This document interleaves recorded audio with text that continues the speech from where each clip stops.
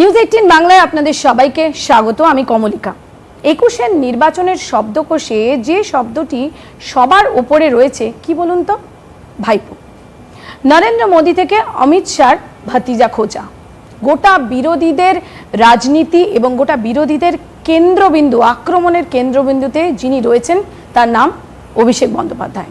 এই প্রথমবার কোনো টেলিভিশনের মুখোমুখি হচ্ছেন অভিষেক বন্দ্যোপাধ্যায়। আজ আমাদের সঙ্গে রয়েছেন তিনি। অভিষেক, ওয়েলকাম নিউজ 18 বাংলায়। নমস্কার, অনেক অনেক ধন্যবাদ।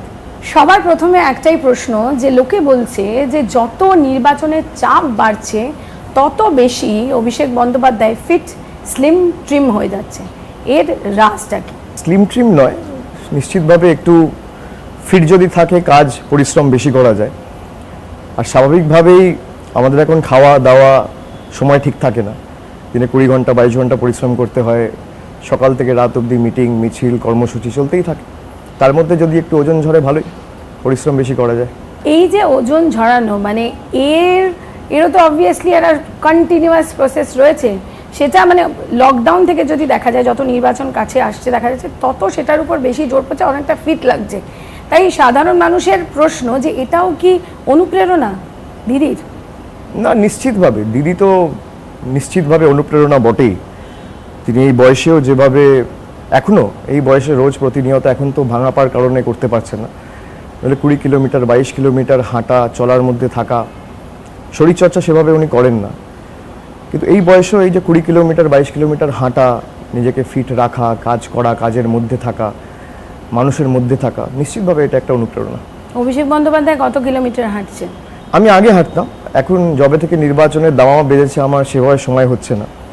আমি 5 কিলোমিটার 7 কিলোমিটার করে হাঁটতাম, দৌড়াতাম, চেষ্টা করতাম। আমি একজনকে মজা করে বলছিলাম কয়েকদিন আগে, আমাকে বলছিল আপনার ডায়েট প্ল্যান কি? আমি বললাম যা গালাগালি আমি সারাদিন খাই এর থেকে ভালো ডায়েট প্ল্যান আর কিছু হতে পারে না। ওরা আমাকে যত গালাগালি দেবে তো আমার কাছে আশীর্বাদের মতো, ফিট থাকতে সাহায্য করবে। মানে গালাগালিও একটা ওষুধ বলা যেতে পারে। 1 কেজি নরেন্দ্র মোদীর গালাগালি, 2 কেজি অমিত শাহর গালাগালি, মাঝে মাঝে দিলীপ ঘোষ, কৈলাস বিজয়বর্গীয়, কেউ তো বাকি রাখে না। ভালো। মমতা বন্দ্যোপাধ্যায় বলেছেন যে যখন মমতা বন্দ্যোপাধ্যায় মার খেয়েছিলেন তখন একটা ছোট্ট বাচ্চা পতাকা নিয়ে বলেছিল দিদিকে মারা ঠিক না। আর সেখান থেকে সেই বাচ্চাটা বড় হয়, নবনালন্দায় পড়ে, তারপরে ম্যানেজমেন্ট করতে চলে যায়, তারপর রাজনীতি। আরও অনেক ভাই বোন আছে আপনাদের, কিন্তু অভিষেক বন্দ্যোপাধ্যায় কেন রাজনীতিতে? এটার বীজ বপন কি সেই সময় থেকে হয়েছিল?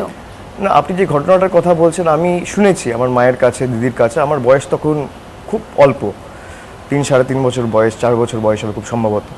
21শে জুলাইয়ের আগে পড়ে। আমার 1987-তে জন্ম, এটা 91-এর ঘটনা খুব সম্ভবত। আমার যতদূর মনে আছে যে আমরা যখন একদম কৈশোর থেকে তারুণ্যে উপনীত বা শৈশব থেকে কৈশোরে উপনীত হচ্ছি, তখন রোজ মমতা বন্দ্যোপাধ্যায়ের এই সংগ্রাম সংঘর্ষ আমরা দেখে বড় হয়েছি। আমরা বলতে আমার ভাইয়েরা যারা আছে বা বোনেরা যারা আছে সবাই রোজ দেখতাম কোনোদিন মাথা ফেটে গেছে, কোনোদিন পা ভেঙে গেছে, কোনোদিন কনুই ভেঙে গেছে, কোনোদিন হাত ভেঙে গেছে। এটা দেখে দেখে আমরা বড় হয়েছি। তো সুতরাং তখন থেকে একটা জেদ মনের মধ্যে কাজ করতো যে আর যাই হোক এই দলটাকে উৎখাত করতে হবে। এবং মমতা বন্দ্যোপাধ্যায় সেটা নিজেই করেছে। সিপিএম যখন ক্ষমতা থেকে যায় 2011 সালে, তখন আমার বয়স 24। আমি 21-এ পড়াশোনা শেষ করে 2 বছর চাকরি করে তারপর আমি রাজনীতিতে এসেছি। আমাকে অনেকে জিজ্ঞেস করে যে 2011-র আগে কেন দেখা যায়নি। 21শে জুলাই যখন হয় আমার বয়স 4। আপনি যদি আমার থেকে এক্সপেক্ট করেন 21শে জুলাইয়ের সময় আমি 4 বছরে পতাকা নিয়ে ধর্মতলায় গিয়ে বিক্ষোভ দেখাবো, সেটা সম্ভব নয়। কিন্তু যতটা আমার জ্ঞান ছিল, যতটা আমি শুনেছি আমার মায়ের কাছে, বাবার কাছে, কাকু কাকিমা, বাড়ির যারা পরিবারের সদস্যরা রয়েছে তাদের কাছে, একটা জেদ বরাবরই মনের মধ্যে কাজ করতো যে কেন সিপিএম এত কিছুর মধ্যেও রাজনৈতিকভাবে লড়াই করতে ব্যর্থ কেন হচ্ছে মমতা বন্দ্যোপাধ্যায়ের সাথে। রোজ পেটানো, কোনোদিন ঘাড় ভাঙছে, কোনোদিন মাথা ভাঙছে, কোনোদিন পা ভাঙছে, কোনোদিন কনুই ভাঙছে, কোনোদিন হাত ভাঙছে। মানে এই দৃশ্যগুলো আমার আজও চোখে ভাসে। যবে থেকে জ্ঞান হয়েছে 6 বছর 7 বছরে, আমার এমন কোনো দিন নেই যেখানে আমার মনে নেই যে আমার মা বা আমার ঠাকুমা হাসপাতালে কাটায়নি। সুতরাং সেখান থেকে একটা জেদ বরাবরই মনের মধ্যে কাজ করেছে। এখান থেকে একটা প্রশ্ন অনেকেই বলে যে ছাত্র রাজনীতিতে অভিষেক বন্দ্যোপাধ্যায়কে দেখা যায়নি, অভিষেক বন্দ্যোপাধ্যায় ম্যানেজমেন্ট করেছে এবং তারপরে তিনি এসে রাজনীতিতে যোগদান করেছেন। না, ছাত্র রাজনীতি, কারণ আমার গ্র্যাজুয়েশন আমি করেছি দিল্লিতে, এবং যারা ছাত্র রাজনীতি করেছে তাদের সাথে আমার প্রতিনিয়ত যোগাযোগ ছিল, এবং তাদের সাথে কথা বলা। 2011 সময় আমি পর্দার আড়ালে কাজ করেছিলাম, যাই হোক সে নিয়ে আদি বৃত্তান্ত এখন বলা ঠিক না, অনেকেই অস্বীকার করবে, কিন্তু আমি ধরে নিলাম আমি ছাত্র রাজনীতি করিনি, আমি 2014-তে দাঁড়িয়েছি। কিন্তু আমাকে এমন একটা জায়গা থেকে দাঁড় করানো হয়েছে যে আসনটা কিন্তু সহজ ছিল না। অনেকে যখন পরিবারতন্ত্র নিয়ে বলে, তৃণমূলের গড় বলতে সবাই জানে দক্ষিণ কলকাতা, আর সবাই ভেবেছিল হয়তো মমতা বন্দ্যোপাধ্যায় নিজের আসনটা ছেড়ে দিয়ে আমাকে দেবে, দক্ষিণ কলকাতা থেকে আমি প্রার্থী হব এবং প্রার্থী হলেই রাবার স্ট্যাম্পের মতো অনায়াসে যেতে যাবে। আমি যখন 2014 সালে ডায়মন্ড হারবারের প্রার্থী হই, যারা এখনও ডায়মন্ড হারবারের বিভিন্ন দলীয় পদাধিকারী আছে বা দায়িত্বে রয়েছেন সংগঠনে, তাদের জিজ্ঞেস করলে আপনি বুঝতে পারবেন যে আমাকে জায়গায় জায়গায় বিক্ষোভের মুখে পড়তে হয়েছে। বিক্ষোভের মুখে। তার কারণ 2009 থেকে স্বাভাবিকভাবেই 2-3 বছর আমাদের সরকার ছিল না, 2 বছর পরে সরকার এসছে 2011 সালে। তারপরে যিনি সাংসদ ছিলেন তিনি পরবর্তীকালে কংগ্রেসে ফিরে যান। সুতরাং পরিষেবা সেভাবে মানুষ পায়নি, তার কারণে আমাকে বিক্ষোভের মুখে পড়তে হয়েছে। কোথাও জলের সমস্যা, কোথাও রাস্তার সমস্যা, কোথাও পরিকাঠামোগত উন্নয়ন হয়নি।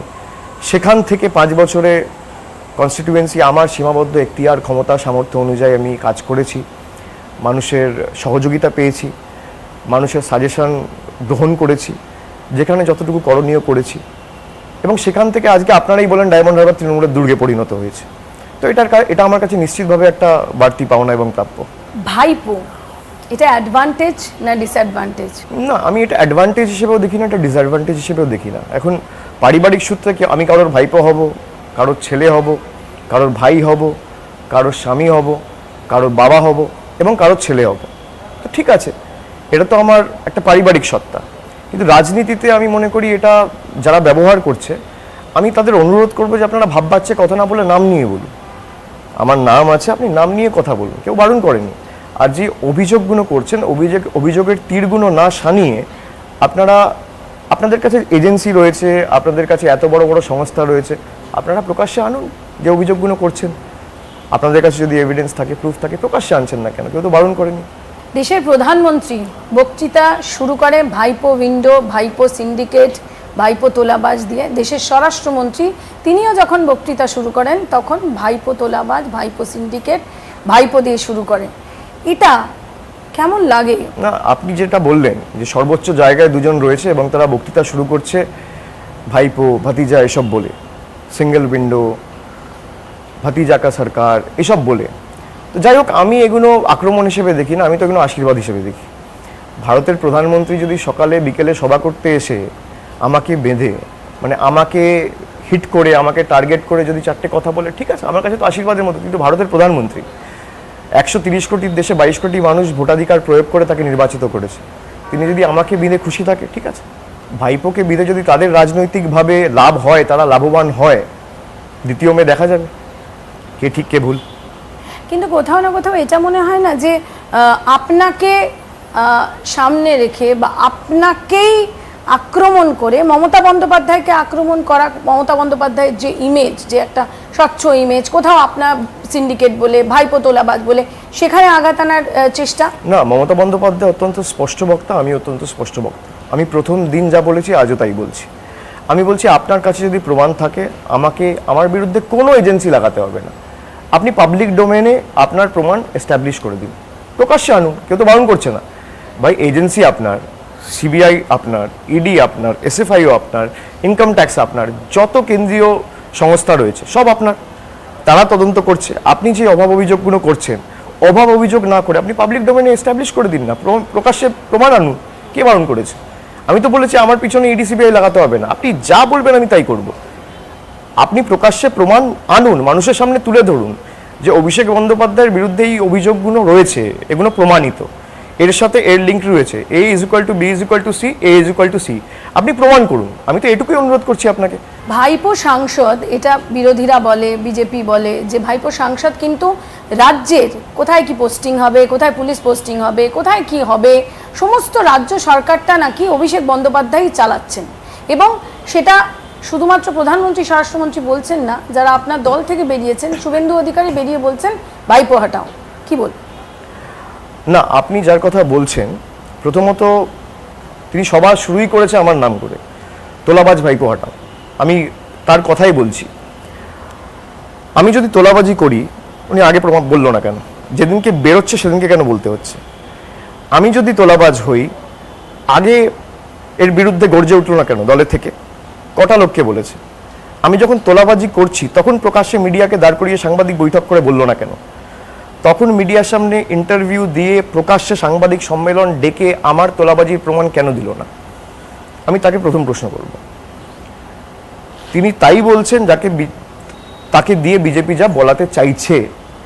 এবং ঠিক আছে, তার যদি কোনো মান অভিমান থাকে, একদিকে বলছে যে আমাকে সম্মান দেওয়া হয়নি, আর একদিকে বলছে ট্যাবলার বাড়িতে গিয়ে আমার হাতে পায়ে পড়ছিলিস কেন? তারই কথা তো কন্ট্রাডিক্টরি। আপনি বলছেন যে আমাকে সম্মান দেওয়া হয়নি, আমি অসম্মানিত, ভাইপো আমাকে সম্মান দেয়নি, আবার গিয়ে বলছে ট্যাবলার বাড়িতে আমাকে। সত্যি কেন বলুন তো, আপনি গিয়ে সেদিনকে বলেছিলেন যে না, আপনারা কোন কথাটা ঠিক ভাবেন? আমি যদি আপনাকে জিজ্ঞেস করি, আপনি নিজেই কনফিউজড, কেউ জানে না। তার ক্রেডিবিলিটি এমন জায়গায়, কখন সত্যি বলছে কখন মিথ্যে বলছে আপনিও ধরতে পারবেন না, আমি তিনি ধরতে পারবো না। সব জায়গায় বলে দল তিনি ছেড়েছেন আপনার জন্য, আপনি কারণটা তাকে কি? হিংসা করেন। হিংসার কারণটা কি? হিংসা যদি আমি করি, আমি তার সাথে বৈঠকে বসবো কেন? আমি তো প্রকাশ্যে আপনাকে বলছি যে আমার যদি কোনো হিংসা থাকে, আমি তার সাথে কোনো বৈঠকে বসবো। আমি তো বারণ করে দিতে পারতাম যে না, আমি বৈঠকে বসবো না।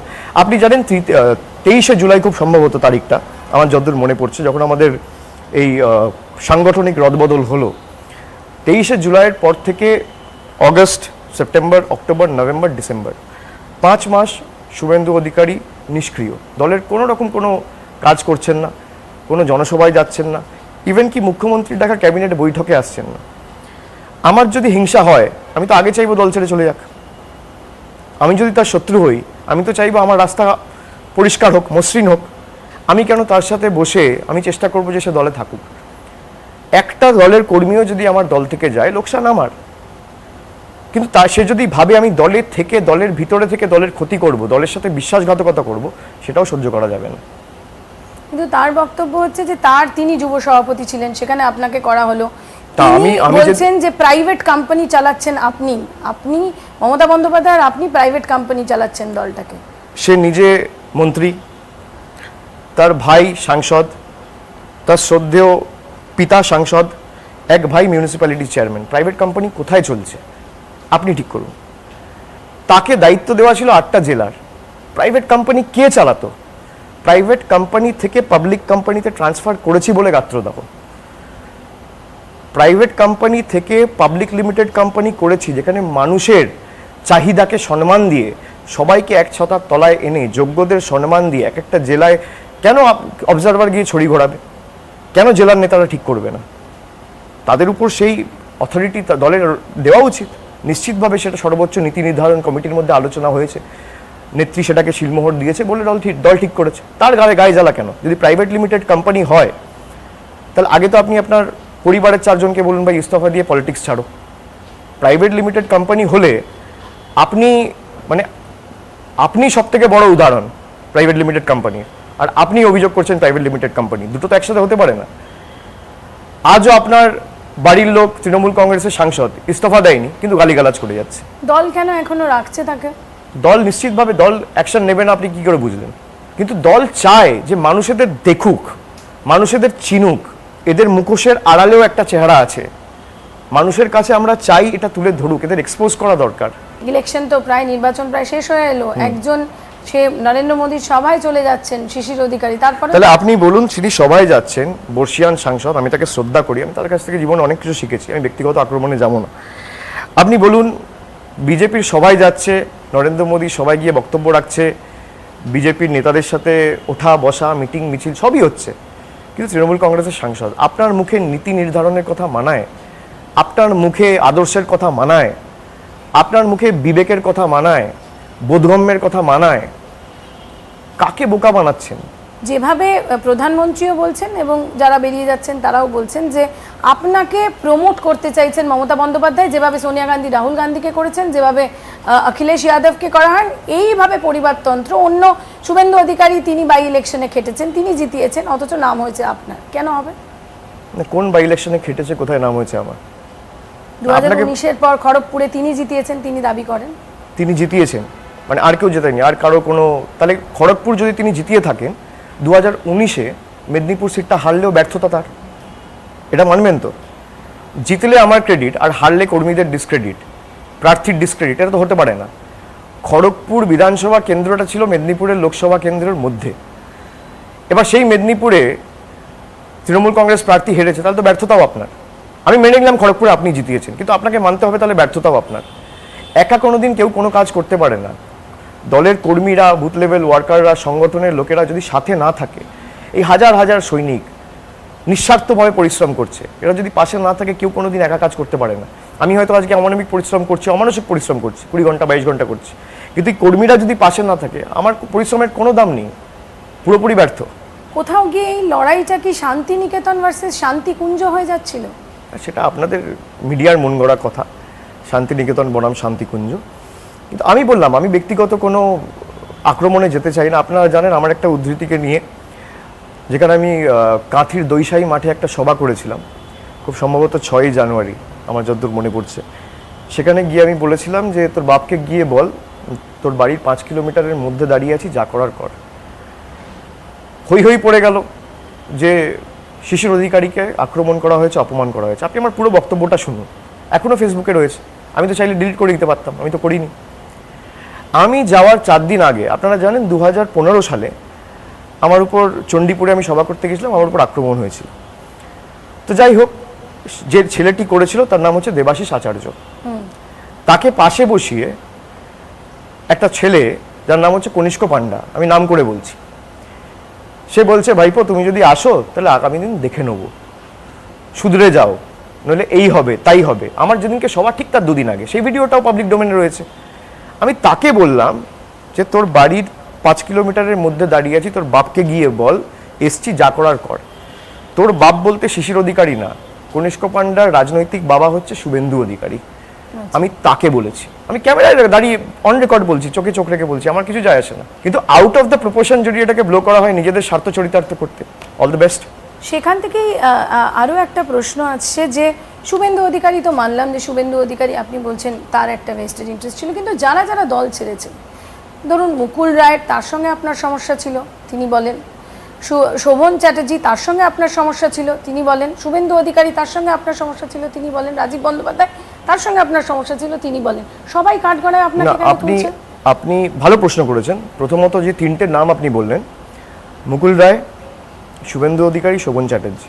চতুর্থ নাম আপনি বললেন রাজীব বন্দ্যোপাধ্যায়। রাজীব বন্দ্যোপাধ্যায় এখনো পর্যন্ত কি বলেছে আমি শুনিনি, আমার কাছে এখনো পর্যন্ত আসেনি যে তোলাবাজ ভাইপো বা অভিষেকের কারণে আমি দল ছেড়েছি। এই কারণে এই ধরনের স্টেটমেন্ট বা মন্তব্য রাজীব বন্দ্যোপাধ্যায় করেছে কিনা আমার জানা, করে থাকলেও আমি জানি না, আই মাইট বি রং। এই যে 3 জনের নাম আপনি প্রথমে বললেন, মুকুল রায়, শোভন চ্যাটার্জি, শুভেন্দু অধিকারী, এরা কারা? একজন সারদায় অভিযুক্ত, 3 জন নারদায় অভিযুক্ত। সুদীপ্ত সেন জেলে বসে চিফ মেট্রোপলিটন ম্যাজিস্ট্রেটকে চিঠি লিখছে, প্রধানমন্ত্রীর কাছে আবেদন জানাচ্ছে যে একজন আমার থেকে 6 কোটি নিয়েছে, আর একজন কত টাকা নিয়েছে আমার মনেই নেই। আমি যেদিনকে কোট আনকোট ফেরার হই তার আগের দিনও শুভেন্দু অধিকারী এসে আমার থেকে টাকা নিয়ে গেছে অফিসে, চিঠি লিখে বলছে।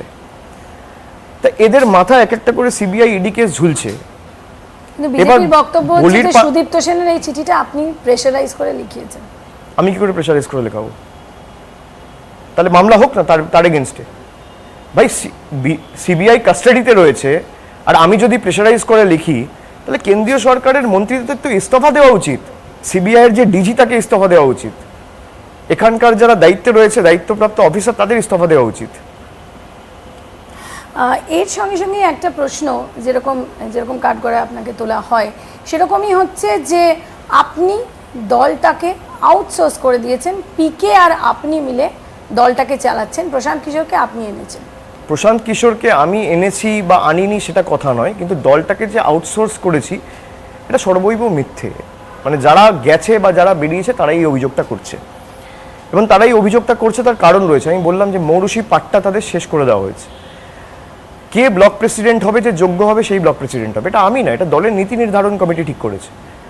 আমি দলের একজন সৈনিক হিসেবে কাজ করছি, মমতা বন্দ্যোপাধ্যায়ের দলের একজন সাধারণ কর্মী। হ্যাঁ, আমি নীতি নির্ধারণ কমিটির মেম্বার, 21 জনের একটা কমিটি রয়েছে, তার মধ্যে একটা 7 জনের কমিটি রয়েছে, আমি সেই 7 জন কমিটিরও মেম্বার। সেই 7 জন কমিটি সুব্রত বক্সির নেতৃত্বে যখন মিটিংয়ে বসে মমতা বন্দ্যোপাধ্যায়ের নেতৃত্বে, তখন তারা সিদ্ধান্ত নেয়, আমরা প্রপোজ করতে পারি। আমার তল্পিবাহকতা করবে বলে একজন দলের সভাপতি হবে, আমার কাছের লোক হবে বলে সে জেলা সভাপতি হবে বা মিউনিসিপ্যালিটির চেয়ারম্যান হবে, এটা চলতে পারে না। যে যোগ্য সেই হবে। এবার তাতে কিছু লোকের রাগ হবে। আপনি সবসময় তো সব লোককে খুশি করতে পারেন না। কিছু লোক তাদের ব্যক্তিগত স্বার্থ যখন চরিতার্থ হবে না, তারা বেরিয়ে যাবে। তাদের যদি মনে হয় যে তৃণমূলে তাদের ভবিষ্যৎ নেই, বিজেপিতে আরো উজ্জ্বল ভবিষ্যৎ রয়েছে, আগামী দিন প্রমাণ করবে, ভবিষ্যৎ প্রমাণ তারা করবে। এটাও বলে যে যুব নেতাদের দাপট অনেক বেশি, শওকত মোল্লা, জাহাঙ্গীর, তাদের অনেক বেশি দাপট, এবং সিনিয়র যারা নেতা তাদের একেবারেই খারাপ অবস্থা, তাদের কথা শোনা হয় না। যারা প্রথম দিন থেকে মমতা বন্দ্যোপাধ্যায়ের সঙ্গে দলে ছিল তাদেরকে কোনো রকম গুরুত্বই দেওয়া হয় না। আপনি বলুন, পুরোনো দিনে যারা রয়েছিল কাকে বাদ দেওয়া হয়েছে? আপনি যদি দেখেন, মমতা বন্দ্যোপাধ্যায় পুরোনো দিনের সৈনিকদের বাদ দেয় না, পুরোনো দিনের সৈনিকদের সামনে রেখেই করে। এবার হ্যাঁ, কিছু যুব প্রতিনিধিরা নিশ্চিতভাবে, যুব ছাত্র সবাই তো উঠে আসবে। আমার যদি আজকে 33 বছর বয়স হয়, আমি যদি পাবলিক লাইফে 30 বছর কাজ করি, 68 বছর বয়স বা 63 বছর বয়সে যখন আমি থাকবো, আমি তো এক্সপেক্ট করতে পারি না যে আমরাই চালাবো। নিশ্চিতভাবে একটা জেনারেশন উঠে আসবে। এটা তো আমার কথা না, এটা মমতা বন্দ্যোপাধ্যায়ের কথা, যে একটা জেনারেশন আমরা তৈরি করেছি, আমরা আরও 4টে জেনারেশন বানিয়ে দিয়ে যাচ্ছি, যে তারপর আরেকটা থাকবে, তারপর একটা থাকবে, যাতে পার্টিটা চলতে পারে, পার্টিটা সার্ভাইভ করতে পারে। সিনিয়রদের কথা শোনা হয় না।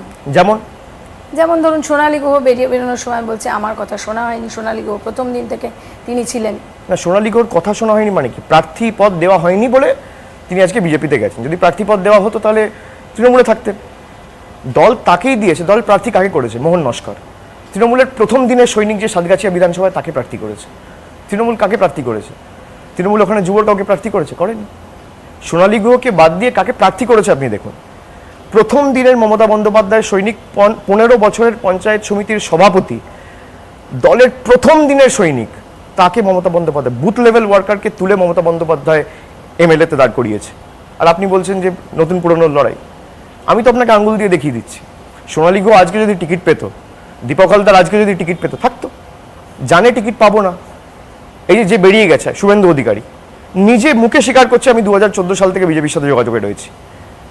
আপনি কি বলতে গেছেন? বিশ্বাসঘাতক জেনেও আমরা দলে রাখবো, যাতে তারা কোনো অভিযোগ না করতে পারে? ভাই, অভিযোগ করলে করবে, কিন্তু পার্টির সাথে যদি আপনার বাড়িতে কেউ থাকবে, আপনার খাবে, আপনার পড়বে, আপনার দলের ছত্র ছায়ায় বড় হবে, মমতা বন্দ্যোপাধ্যায় ছত্র ছায়ায়, তারপর পিছন দিক থেকে এসে ছুরি মারবে, দুটো তো একসাথে হতে পারে না। আপনার মধ্যে যদি ন্যূনতম বিবেকবোধ না থাকে, মনুষ্যত্ব না থাকে, মানববোধ না থাকে, আদর্শ না থাকে, আপনি তো অভিযোগ করবেন, সেটা স্বাভাবিক। এটা বলুন যে মমতা বন্দ্যোপাধ্যায় প্রশান্ত কিশোরকে আনতে কেন হলো 2019-এর পর? মমতা বন্দ্যোপাধ্যায় তিনি তো জাতীয় একজন রাজনীতিবিদ এবং তিনি লেজেন্ড। প্রশান্ত কিশোর কেন? না, প্রশান্ত কিশোর তো দলের কোনো দায়িত্বে নেই। পার্টি একটা অনুশাসনের মধ্যে চলে। প্রশান্ত কিশোরদের নিজের একটা টিম রয়েছে, তাদের একটা অ্যাপ্রোচ রয়েছে। প্রশান্ত কিশোর তো মোদির সাথেও কাজ করেছে 2014 সালে। আপনারা মোদিজিকে জিজ্ঞেস করেন না কেন? আপনারা অমিত শাহকে জিজ্ঞেস করেন না কেন যে आप लोगों ने प्रशांत किशोर को क्यों लिया 2014 में? क्या जरूरत था? मोदी जी इतना बड़ा नेता है भाई, কোনো তো প্রয়োজন ছিল না। তাও তো প্রশান্ত কিশোরকে নিয়ে এরা কাজে লাগিয়েছে। তা তারা কাজে লাগাতে পারলে অন্যান্য অনেক রাজনৈতিক দলের সাথে কাজ করেছে। এমন তো না যে প্রশান্ত কিশোর খালি বা আইপ্যাক খালি তৃণমূল কংগ্রেসের সাথে কাজ করছে। তারা আগে নীতিশ কুমারের সাথে কাজ করেছে। আপনি নীতিশ কুমারকে জিজ্ঞেস করছেন না কেন? আপনাদের কোনো সাংবাদিক জিজ্ঞেস করেন অমিত শাহকে, নরেন্দ্র মোদীকে? ভারতবর্ষের প্রধানমন্ত্রী তো সাংবাদিক বৈঠকই করেন না, ছেড়ে দিন। প্রশান্ত কিশোরের কোন জায়গাটা সবচেয়ে বেশি 2019-এর পর কেমন, মানে প্রশান্তের সঙ্গে সবচেয়ে বেশি অ্যাসোসিয়েশন আপনার কেমন? প্রশান্ত কিশোরের সঙ্গে জার্নিটা কিরকম? সব থেকে বেশি অ্যাসোসিয়েশন আমার না। আমরা যখনই কোনো রকম কোনো ডিসিশন মেকিং প্রসেসের মধ্যে বসি, সেখানে 7 জনের কমিটি বসে। পার্টির প্রেসিডেন্ট থাকে, সুব্রত বক্সী থাকে, সেখানে পার্থ চট্টোপাধ্যায় থাকে, মমতা বন্দ্যোপাধ্যায়ের নেতৃত্বে সেই মিটিংগুলো হয়। সেখানে ফিরাদ হাকিম থাকে, অরূপ বিশ্বাস থাকে, পার্থ চ্যাটার্জি থাকে, কখনো ডেরেক ওব্রায়েন থাকে, কখনো সৌগত রায় থাকে, কখনো সুদীপ বন্দ্যোপাধ্যায় থাকে, কখনো কল্যাণ বন্দ্যোপাধ্যায় থাকে, কখনো যারা দলের প্রথম দিনের সৈনিক, যারা গুরুত্বপূর্ণ পদে রয়েছে বা নীতি নির্ধারণ কমিটির মেম্বার যারা, সবাই থাকে। তাদের আমার আলাদা অ্যাসোসিয়েশন বলে কিছু নেই। কিন্তু টোটাল যে জার্নিটা আর কি 2019-এ এখনো মনে পড়ে যে সন্ধ্যেবেলা প্রশান্ত কিশোর তিনি আসেন তৃণমূল ভবনে এবং তারপর থেকে একটা অ্যাসোসিয়েশন হয়, তারপর থেকে নতুন নতুন ক্যাম্পেইন লঞ্চ হয়। এই অ্যাসোসিয়েশনটা কেমন? না, সে তো আপনারা বলবেন যে সেটা ফলপ্রসূ হয়েছে কিনা। এবং আমার যা মনে হয়, যেভাবে তৃণমূল কংগ্রেস, দেখুন প্রত্যেকটা পার্টির মধ্যে, পার্টি যখন বড় হয়, ভুল ত্রুটি সবার মধ্যে থাকে, সেগুলো সংশোধন করতে হয়। With time I have to change. You have to evolve with time. The only thing constant in life is change. So you have to change with time. সময়ের সাথে সবাইকে বদলাতে হয়। আমাদের যেখানে যেখানে ভুল ত্রুটি রয়েছে, এই যে ধরুন বিশ্বাসঘাতক, আমি যাদের কথা বলছি, হয়তো আজকে এই টিমটা যদি প্যারালাল কাজ না করতো, আমরা হয়তো চিহ্নিত করতে পারতাম না। নিচের তলায় অনেকে বিশ্বাসঘাতক রয়েছে। আপনি দেখেছেন সৌমিত্র খাঁ প্রকাশ্যে সভা করে বলেছে বিশ্বাসঘাতকের মধ্যে আইডেন্টিফাই করতেও প্রশান্ত কিশোরের টিম আইডেন্টিফাই নিশ্চয়ই আইডেন্টিফাই করার থেকেও বড় কথা পার্টির কাছে সময়ের তথ্য পৌঁছে দেওয়া, পার্টির কাছে ঠিক সময় ঠিক খবর পৌঁছে দেওয়া। অনেক লোক আছে যারা নিচে কাজ করছে, পার্টি সৈনিক হিসেবে কাজ করছে, বুথের ওয়ার্কাররা, তাদের সাথে আমাদের প্রত্যেকটা যারা স্টেট লেভেলের দায়িত্বে রয়েছে, ডিস্ট্রিক্ট লেভেলের দায়িত্বে রয়েছে, তারা যোগাযোগে রয়েছে। এবার নিচে যারা কাজ করছে তাদের সাথে যদি আমি যোগাযোগে না থাকি, আমি তো সঠিক তথ্যটাই পাবো না। কেন ছিল না যোগাযোগটা? ছিল না, তার কারণেই অবজারভার মডেল হয়তো কাজ করতো। একটা আলাদা অর্গানোগ্রামের মধ্যে পার্টি চলতো, একটা আলাদা সাংগঠনিক কাঠামোর মধ্যে পার্টি চলতো, যে কারণে চেঞ্জটা করা হয়েছে, যে কারণে অনেকগুলো লোকের গাত্রদাহ, যে তাদের ময়ূরসী পাটটা বন্ধ হয়ে গেছে। প্রকৃত যারা যোগ্য তারা জায়গা পেয়েছে, প্রকৃত যাদের মধ্যে পোটেনশিয়াল রয়েছে, যাদের মধ্যে ক্রেডিবিলিটি রয়েছে কাজ করার, যাদের মধ্যে মানুষ সম্ভাবনা দেখে, যাদের মধ্যে মানুষ বিকল্প দেখে, তাদেরকে আমরা কাজ করার সুযোগ করে দিয়েছি। In that way Prashant has helped definitely. আর এখান থেকে আরও একটা প্রশ্ন উঠে আসে যে প্রশান্ত কিশোরের সবাই দলের ভেতরেও, মানে দলের বাইরের তো অ্যাটাক রয়েছে, দলের ভেতরেও অনেকে আড়ালে আবডালে বলেও ফোম টাস্ক দিচ্ছে প্রশান্ত কিশোর। এ কি আমরা বাচ্চা নাকি? আমরা এতদিন রাজনীতি করে এসেছি, কেন হঠাৎ প্রশান্ত কিশোর? হোম টাস্ক কোনো প্রশান্ত কিশোর দেয় না, কোনো হোম টাস্ক আজ পর্যন্ত প্রশান্ত কিশোর দেয়নি। আপনার যদি একটা কেউ বলে থাকে, আপনি তাকে বলুন প্রশান্ত কিশোরের টিম থেকে কে ফোন করে আপনাকে টাস্ক দিয়েছে, কেউ দেয় না। হোম টাস্ক পার্টি দেয়, পার্টির যে ব্যাক অফিস আছে সেখান থেকে বলা হয়। ভোটের দিনও যখন আমরা যোগাযোগে থাকি বা ব্যাক অফিস যখন কানেক্টেড থাকে, বা যে বুথে কে কাজ করছে কে কাজ করছে না, ধরুন দিদিকে বলো, যখন দিদিকে বলো আমরা শুরু করলাম, প্রকৃত অর্থে কে কাজ করছে কে করছে না, কে গ্রামে গিয়ে থাকছে না, কে পার্টিকে সঠিক তথ্য পরিবেশন, হ্যাঁ পার্টির তরফ থেকে নজরদারি রয়েছে। প্রশান্ত কিশোর দেয় না, বা তাদের টিমের মেম্বাররা দেয় না। পার্টির হোম টাস্ক পার্টিই দেয়, আপনি করলেও পার্টি জানতে পারবে, আপনি না করলেও পার্টি জানতে পারবে। অর্থাৎ সেখান থেকে 2019-এ এত খারাপ ফল, এত খারাপ না, আশানুরূপ ফল বলবো, আশানুরূপ ফল কেন হলো না? প্রত্যাশিত বা আশানুরূপ ফল না, খারাপ আমি বলবো না। তার কারণ হচ্ছে আপনি জানেন যে আমাদের ভোট শতাংশ যদি আপনি দেখেন তাহলে বেড়েছে, যেখানে 43%, 44% ভোট পেয়েছি। আপনি দেখুন 2014 সালে তৃণমূলের ভোট শতাংশ ছিল 39%, সেখান থেকে 4% ভোট পেয়েছি। এবার আপনি যদি দেখেন যে সিপিএম এর 22% ভোট পুরোপুরি বিজেপির দিকে শিফট হয়েছে, এটা তাদের ব্যর্থতা। এবার সেই ভোটটা গিয়ে হওয়ার পেছনে সিপিএম নিশ্চিতভাবে তারা তাদের ভোট ধরে রাখতে পারেনি। আমার যদি 39-38 হতো বা 37 হতো, নিশ্চিতভাবে আমার ব্যর্থতা, কিন্তু 43 হয়েছে। এই নির্বাচনের লক্ষ্য কি, যে 43টাকে 45, 46, 47 রাখা। এবার মানে এই প্রশান্তের কথাই যখন আসছে, তখন নির্বাচনের দিন সকালবেলা একটা টুইট হয়, এবং সেই টুইটে একটা ক্লিপ বেরোয়, অডিও ক্লিপ, যেখানে প্রশান্ত কিশোর বলছেন যে পোলারাইজেশন ফ্যাক্টর, যেখানে বলছেন যে প্রশান্ত কিশোরের রিভিউ হয়েছে, সেই রিভিউতে বলছে নরেন্দ্র মোদী আসছে। এ তো মারাত্মক ব্যাপার। না, এটা আউট অফ দ্য প্রপোর্শন দেখানো হয়েছে। প্রশান্ত নিজে টুইট করেও সেটা জাস্টিফাই করেছে, এবং সংবাদ মাধ্যমে বেশ কয়েকজনকে বলেছে। আপনি দেখতে পাবেন যে একটা প্রপোর্শনকে এডিট করে দেখানো হয়েছে। আপনি যদি আমাকে জিজ্ঞেস করেন যে বিজেপি 38%, 39% ভোট পাচ্ছে, আমি তো বলবো হ্যাঁ পাচ্ছে। সিপিএম 5%, 6% ভোট পেলে তো বিজেপি 38-39% ভোট পাবেই। এবার এই ভোটটা আপনি যদি আমাকে জিজ্ঞেস করেন কোথা থেকে পাচ্ছে, তার জাস্টিফিকেশন দেওয়া হয়েছিল। এবার সেটাকে ম্যানিপুলেট করে, এডিট করে, নিজের মতো করে সাজিয়ে বলা হয়েছে যে বিজেপি ক্ষমতায় আসে। তা তো নয়। আমি যদি আপনাকে বলি যে ধরুন যদি বিজেপি ক্ষমতায় আসে, এবার আপনি যদিটা কেটে দিলেন, এ বলছেন বিজেপি ক্ষমতায় আসে, দুটোর মধ্যে তো আকাশ পাতাল পার্থক্য রয়েছে। তো প্রশান্ত নিজে বলেছে যে পুরোটা প্রকাশ্যে জনসমক্ষে আনা হোক, আনছে না কেন? যারা টুইট করেছে বিজেপির নেতা, আমি তো তাদের অনুরোধ করবো যে পুরো কনভারসেশনটা পাবলিকলি আনা হোক, জনসমক্ষে আনা হোক। সেখানে বলা হচ্ছে মোদি ফ্যাক্টর, সেখানে বলা হচ্ছে যে মোদির একটা নিশ্চিতভাবে সেই জন্য মোদি ইলেকশনের দিন সকালে এটা আরে মোদিজির জনপ্রিয়তা রয়েছে বলে মোদি প্রধানমন্ত্রী, আপনি তো অস্বীকার করতে পারেন না। মমতা বন্দ্যোপাধ্যায়ের জনপ্রিয়তা রয়েছে বলে মমতা ব্যানার্জি মুখ্যমন্ত্রী। অন্য কারোর জনপ্রিয়তা হলে অন্য কেউ মুখ্যমন্ত্রী হতো। মোদির জায়গায় যদি অন্য কারোর জনপ্রিয়তা হতো, সে অন্য কেউ প্রধানমন্ত্রী হতো। এখানে তো অস্বীকার করার জায়গা নেই যে মোদি জনপ্রিয় নয়। কিন্তু তার মানে এই না যে বিজেপি ক্ষমতায় আসছে। মোদির জনপ্রিয়তার কারণে বিজেপি একটা ভোট পার্সেন্টেজ অব্দি পৌঁছাতে পারছে, কিন্তু তাও তৃণমূল আর বিজেপির ভোটের মধ্যে 6% ভোটের গ্যাপ রয়েছে। দলিত ভোট, মতুয়া ভোট বিজেপি পাবে এমনটাও আছে অডিওতে। একটা পোর্শন যাবে বলেছে।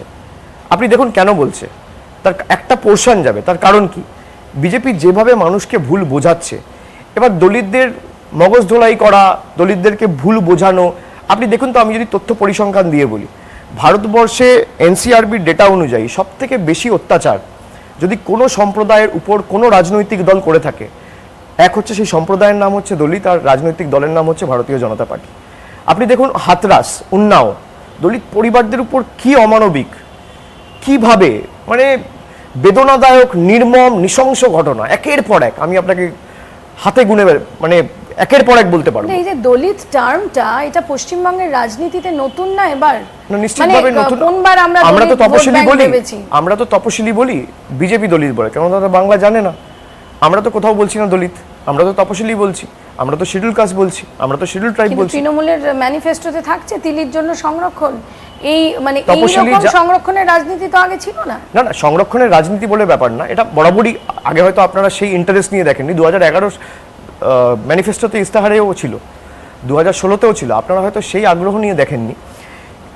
আপনি বলুন, দলিতের উপর যদি ভারতীয় জনতা পার্টির এত দুর্বলতা থাকে, তাহলে শিডিউল কাস্ট, তপশিলি, জাতি, উপজাতি, আমি তাদের কথাই বলছি, দলিত, তাহলে দলিতদের একজনকে, একটা পুরোহিতকে রাম মন্দিরের নির্মাণের সময় ডাকা হলো না কেন? ভারতবর্ষের রাষ্ট্রপতি একজন দলিত, একজন তপশিলি জাতির, তাকে রাম মন্দিরের নির্মাণের দিন ডাকা হলো না কেন? মতুয়া সম্প্রদায়ের যারা মানে ধর্মপ্রাণ মতুয়া, যারা কাঁধে কষ্ট করে বয়ে এখান থেকে জল নিয়ে গেল, পবিত্র জল, সেই জল গ্রহণ করা হলো না কেন? তারা দলিত বলে, শিডিউল কাস্ট বলে। এই রাজনীতি কাকে দেখাচ্ছে বিজেপি? কিন্তু অ্যাট দ্য সেম টাইম আপনাদের ক্যান্ডিডেট সুজাতা, তিনি দলিতদের নিয়ে এমন একটা কমেন্ট করেছেন, সুজাতা তো নিজের শিডিউল কাস্ট মেয়ে, এবং সে নিজে প্রেস কনফারেন্স করে সেটা ক্ল্যারিফাই করেছে। আমি অন রেকর্ড আপনাকে বলছি, যা কমেন্ট সুজাতা করেছে তার সাথে পার্টি কোনোভাবে সহমত নয়। এটা পার্টি স্ট্যান্ড নয়। ভোটের দিন ড্যামেজ হয়ে গেল না? না, ড্যামেজ বা ড্যামেজ কন্ট্রোলের ব্যাপার নয়। যদি কেউ ভুল করে থাকে, ভুল করার জন্য তাকে রেকটিফাই করার সুযোগ দেওয়া হয়েছে। সে সাংবাদিক বৈঠক করে প্রকাশ্যে বলেছে, এবার সংবাদ মাধ্যমের কাজ সেটাকে মানুষের কাছে পৌঁছে দেওয়া।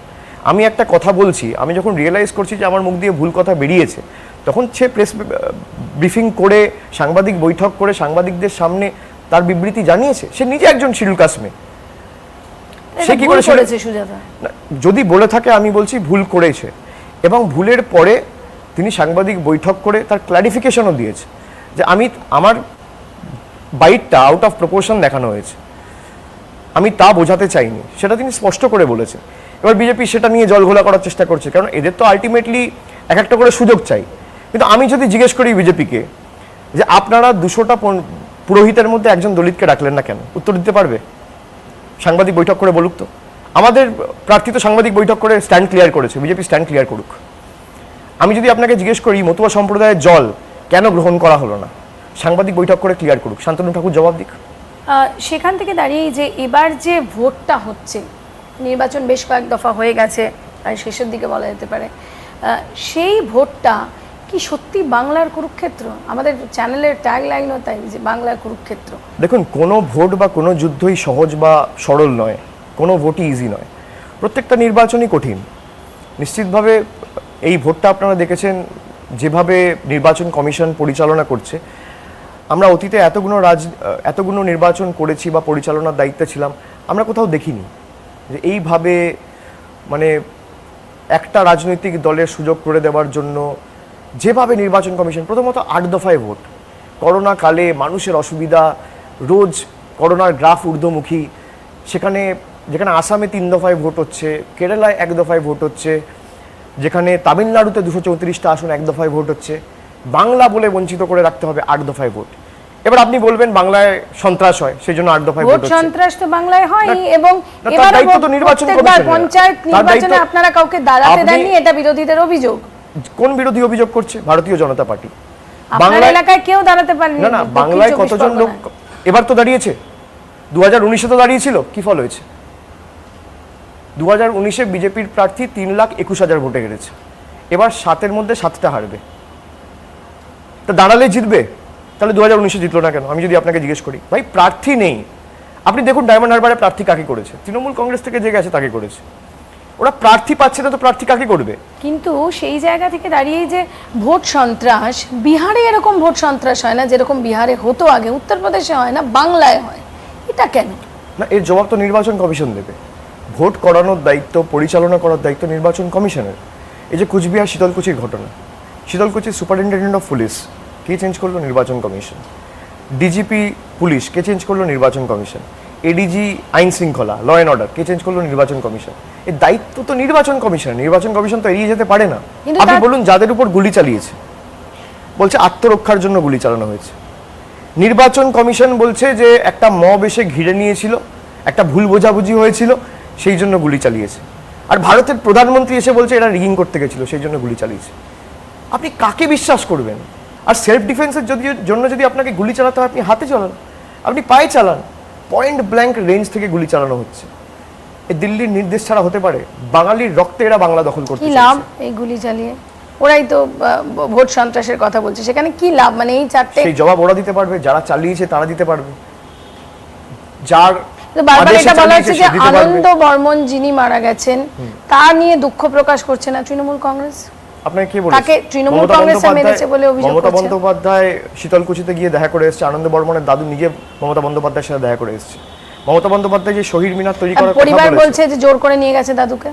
দাদুকে জিজ্ঞেস দাদু নিজে গেছে। এবার পরিবারকে আমি যদি বলি জোর করে বিজেপি বলাচ্ছে, আপনার তথ্য, আপনার লজিক অনুযায়ী, আপনার যুক্তি সহকারে যদি আমি বলি পরিবারকে জোর করে বিজেপি বলাচ্ছে, যেভাবে আপনাকে বলছে তৃণমূল বলাচ্ছে, মৃত্যু নিয়ে কেন রাজনীতি করছেন? আপনি দেখেছেন আজকে দিলীপ ঘোষ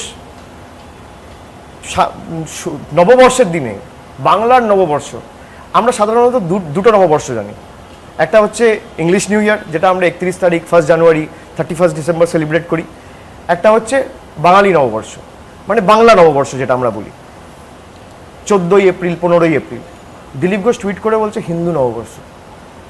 নববর্ষতেও হিন্দু?